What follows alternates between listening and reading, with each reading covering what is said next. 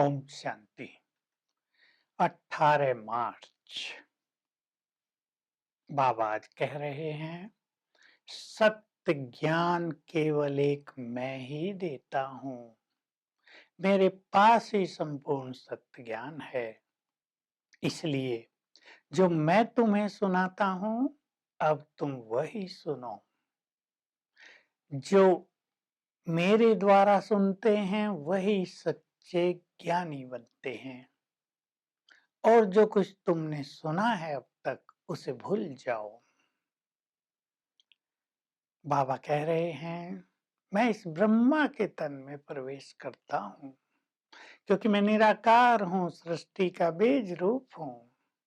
इसके तन में आकर मैं तुम्हें अपना संपूर्ण सत्य ज्ञान देता हूँ। आत्मा का भी ज्ञान, मेरा ज्ञान और सृष्टि चक्र का भी संपूर्ण ज्ञान देता हूँ। इससे तुम श्रेष्ठ बन जाते हो।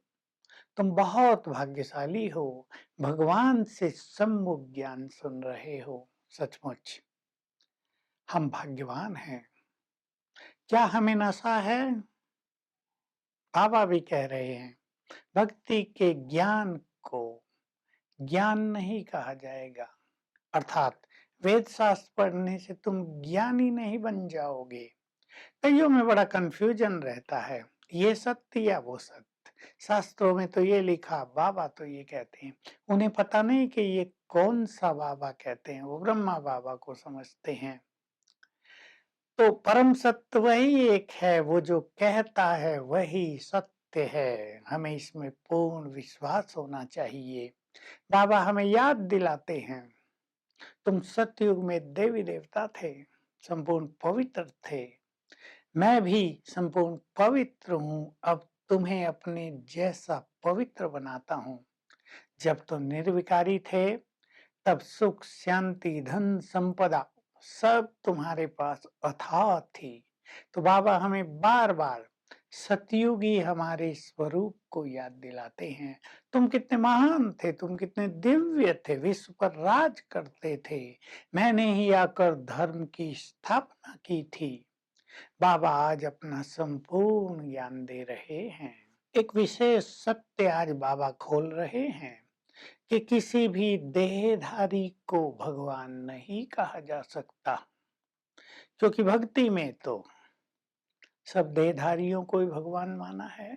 किन्हीं श्री राम को, किन्हीं श्री कृष्ण को, देवियों को, हनुमान, गणेश को और गुरुओं को भी भगवान मान लिया। पर बाबा कह रहे हैं, ये ब्रह्मा भी भगवान नहीं है। ब्रह्मा, विष्णु, शंकर तीनों ही भगवान नहीं हैं। वे भगवान की पहली रचना है। अपना आज पूरा ज्ञान दे रहे हैं, मैं सृष्टि का बीज रूप हूँ। भक्ति में तुम भजन कीर्तन बहुत करते आए, अब यहाँ तुम्हें आवाज से परे जाना है। इसलिए भजन आदि गाने की जरूरत नहीं है। कई सोचते हैं हमारे पास भी तो गीत भजन है।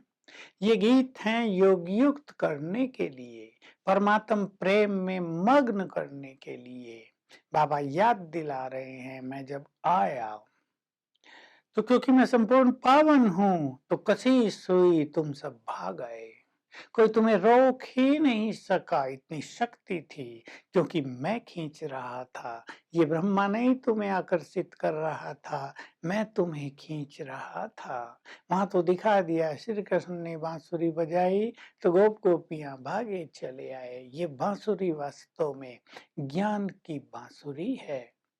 बाबा कह रहे हैं, मैंने यज्ञ रचा है, तुम सुदामा की तरह इस यज्ञ में अपनी मुट्ठी, दो मुट्ठी चावल सफल करो।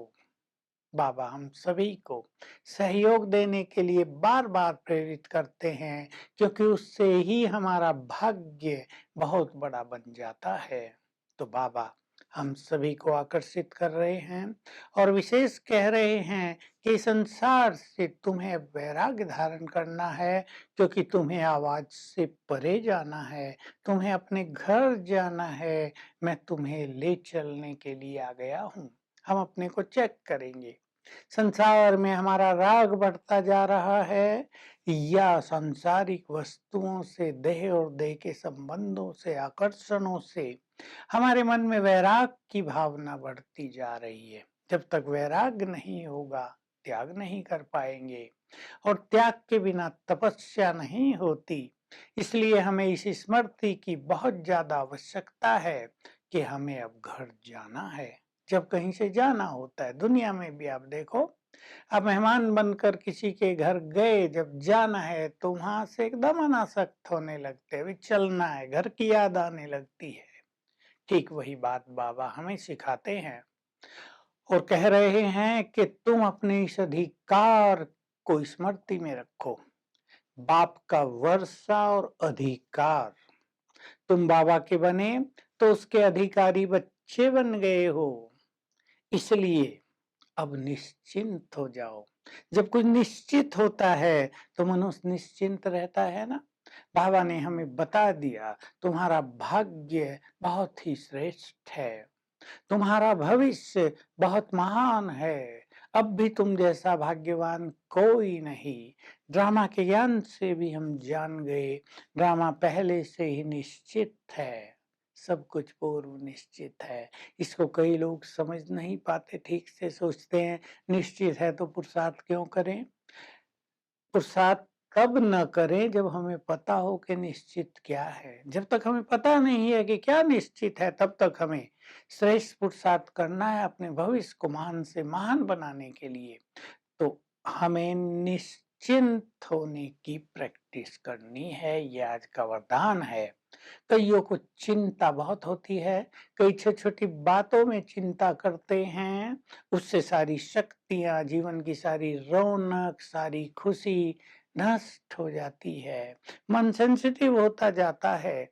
इसलिए ज्ञान के बल से, ड्रामा के ज्ञान के द्वारा और बाबा के अधिकार, और बाबा हमारे साथ है, इन सब को याद करते हुए चिंताओं से मुक्त निश्चिंत जीवन व्यतीत करें।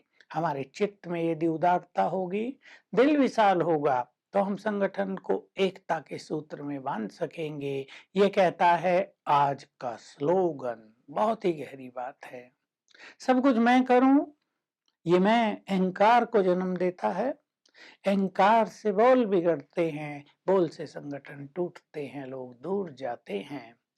तो अगर हम उदार चित्त होंगे, विशाल दिल, सबको बांटने वाले, सबको संतुष्ट करने वाले, सबकी भावनाओं का सम्मान करने वाले, सबकी योग्यताओं को यूज करने वाले, तो हम संगठन को एकता के सूत्र में बांध सकेंगे और तब हमारी सेवाएं बहुत वृद्धि को प्राप्त करेंगी। आप साक्षी होकर देख सकते हैं, जहाँ संगठन में ऐसी स्थिति है वहाँ सेवाएं बहुत हैं, और जहाँ अहम है वहाँ सेवाएं होती नहीं हैं। तो आज सारा दिन हम याद करेंगे, मैं बेफिक्र बादशाह हूँ, बाबा मेरे साथ है।